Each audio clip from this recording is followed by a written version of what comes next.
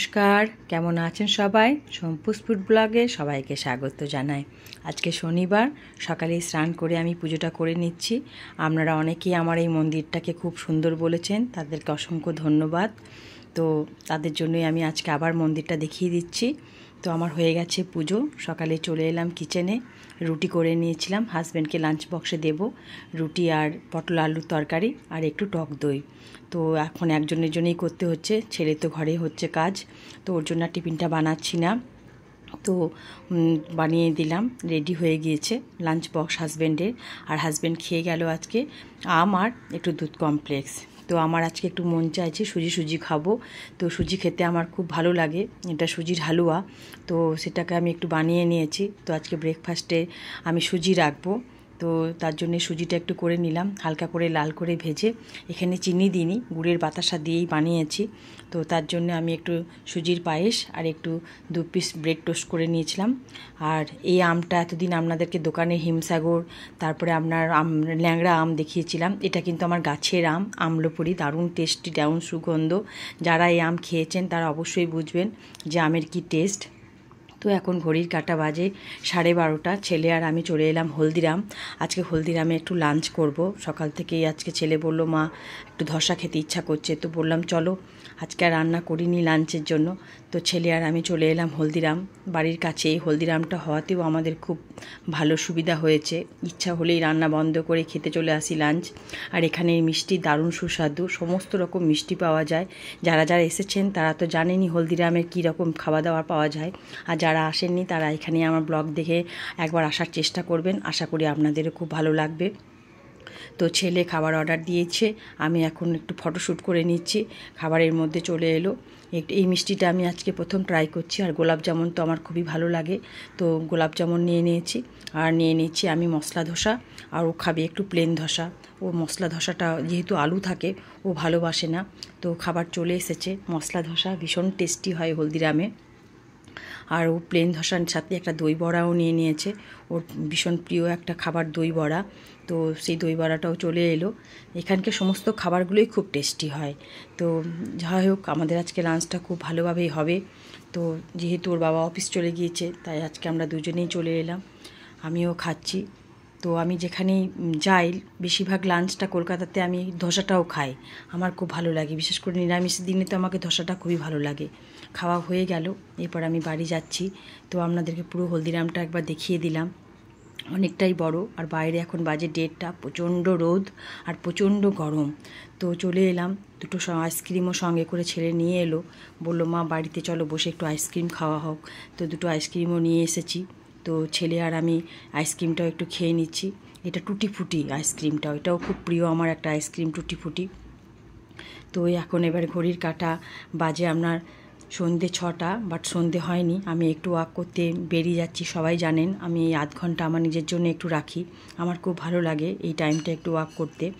তো এখন সন্ধেটা হয়নি বলে একটু তাড়াতাড়ি বেরিয়ে যায়, হাঁটতে হাঁটতে আমার সন্ধে হয়ে যায়। তো এরকম আধ ঘন্টা করে কারা ওয়াক করেন বা কারা নিজের শরীরের একটু যত্ন নেন অবশ্যই কমেন্ট করে জানাবেন। তো আমার হয়ে গেল, হাঁটতে হাঁটতে অন্ধকার হয়ে গিয়েছে, এবার আমি বাড়ির দিকে রওনা দেব। তো হাজব্যান্ডও বাড়ি দিয়ে চলে এসেছে, তো তার জন্য আর আমার জন্য একটু চাও বানিয়ে নিলাম, আমার দুধ চা ও লিকার চা। ও একটু লিকার চা খেতে ভালোবাসে, তার সাথে একটু বিস্কুটও নিয়ে নিয়েছি। তো ঘড়ির কাঁটা এখন বাজে 7:30। তো রাতে একটু রান্না করব, তার জন্য কি খাওয়া যায়, একটু আলু পোস্ত বানাচ্ছি। তো ঝিঙে আলু পোস্ত, ডাঁটা আলু পোস্ত, এগুলো তো অনেক খাওয়া হলো। তো ভাবলাম আজকে একটু মনটা আলু পোস্ত করতে ইচ্ছা করছে। তো তার জন্য আলুটা আগে 10 মিনিট আমি নুন দিয়ে ভাপিয়ে নিয়েছি। আলু পোস্ত তো আমার খুবই একটা প্রিয় একটা সবজি বলতে পারেন। বিয়ের আগে আমি খুব আলু পোস্ত খেতাম আমার মায়ের কাছে। তো সেই আলু পোস্তটা এখনও আমি ছাড়তে পারি না। আমার বাড়িতে খুব একটা আলু পোস্ত হাজব্যান্ডও খুব পছন্দ করে না, ছেলে তো একদমই খায় না। যেটুকু খাই সেটা আমার হাজব্যান্ড একটু খায়, আর বাকিটা আমি, আমার খুব ভালো লাগে। তো লঙ্কা গুঁড়ো আর নুন দিয়ে আমি রান্নাটা বানাচ্ছি। তো ভাবলাম রান্নাটা করতে করতে একটু আপনাদের সাথেও একটু গল্প হয়ে যাবে। এখানে অন্য কিছু আর মশলা আমি কোনো দিনই অ্যাড করি না, একটু লঙ্কা গুঁড়ো আর একটু নুন। আর কাঁচা লঙ্কা যদি পোস্ততে বাটা হয় তাহলে তো আরও ভালো হয়, কিন্তু আজকে কাঁচা লঙ্কাটা আমি বাটিনি, আমি শুধু মিক্সিতে পোস্তটা বেটে নিয়েছি। তারপর একটু জল দিয়ে 2-3 মিনিটের জন্য একটু সেদ্ধ করার জন্য ঢাকা দিয়ে দেব। তো এখানে 2-3 মিনিট আমার হয়ে গিয়েছে। আলুটাও আমার সেদ্ধ হয়ে গিয়েছে। আমি তো এরকম আলু পোস্ত আপনাদেরকে অনেকবার দেখিয়েছি। এখন পর্যন্ত কারা কারা গ্যাস বন্ধ করে পোস্ত দিয়েছেন তারা কিন্তু আমাকে অবশ্যই কমেন্ট করে জানাবেন, এবং আপনারা কি সেটা ভালো লাগছে, যে ছানাটা কেটে যাচ্ছে না, পোস্তটা খেতে ভালো লাগছে, অবশ্যই কিন্তু কমেন্ট করে জানাবেন। আমি যতবার পোস্ত করি ততবারই আপনাদের সাথে এটা শেয়ার করি, গ্যাস বন্ধ করে পোস্তটা দেওয়া। পোস্তটা যদি দেখতে সুন্দর না লাগে তাহলে খেতে কীরকম লাগবে, তার জন্য আগে দেখতে সুন্দর তৈরি করতে হবে, তারপর খাবার টেস্টটা আনতে হবে। তো হয়ে গেল আমার পোস্ত, একদমই রেডি হয়ে গেল। একটু ঝোলঝোল আলু পোস্ত ইচ্ছা ছিল আজকে, মনটা চাইছিল। দিনের বেলায় যেহেতু ধোসা খেয়েছিলাম, তো রাতে একটু ভাত খাবো, আর একটু করে নিয়েছি লাউ মুগের ডাল। ছেলে যেহেতু পোস্ত খায় না, ওর জন্য তো একটু কিছু করতে হবে, তো ওর জন্য একটু লাউ মুগের ডাল বানিয়ে নিয়েছি। গ্রীষ্মকালে একটু লাউটা আমার বাড়িতে একটু বেশিই হয়, তো ছেলেটাও ভালোবাসে, লাউটা দিলে কিছু বলে না, তাই একটু লাউ ডালটাই আমি একটু করি। তো দেখুন ডালের কালারটাও কত সুন্দর এসেছে। আমি 5 ফোড়ন আর শুকনো লঙ্কা দিয়ে এখানে একটু আমি ফোড়ন দিয়ে দিলাম। এখানে রাঁধুনি মশলাটা দিলে ভালো হয়, আমার কাছে অ্যাভেলেবেল থাকে না রাঁধুনি মশলাটা, এনে বক্সে রেখে দিই, কিন্তু 1 মাস যদি ইউজ না করি ওটা যেমন কেমন একটা গন্ধ হয়ে যায়, তো সেই জন্য আমি আর রাঁধুনি মশলাটা আনি না। তো রাঁধুনি মশলা দিলেও কিন্তু এই রান্নাটাতে খুব ভালো টেস্ট হয়। একটু চিনি দিয়ে দিলাম রান্নাটা টেস্ট রাখার জন্য, অবশ্যই আমি চিনিটা সবসময় দিই, সবাই আপনারা দেখেছেন।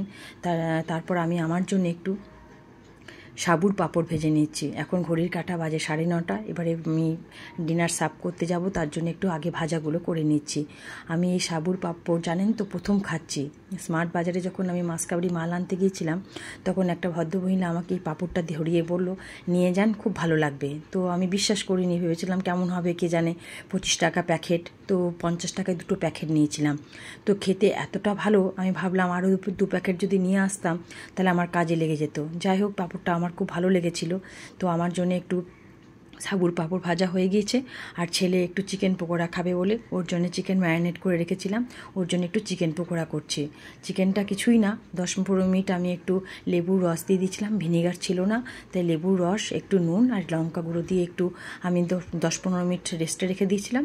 তারপর একটু কর্নফ্লাওয়ার দিয়ে, একটু গোলমরিচ গুঁড়ো দিয়ে আমি একটু ভেজে নিচ্ছি। ভীষণ টেস্টি হয় কিন্তু এটা, জানেন তো।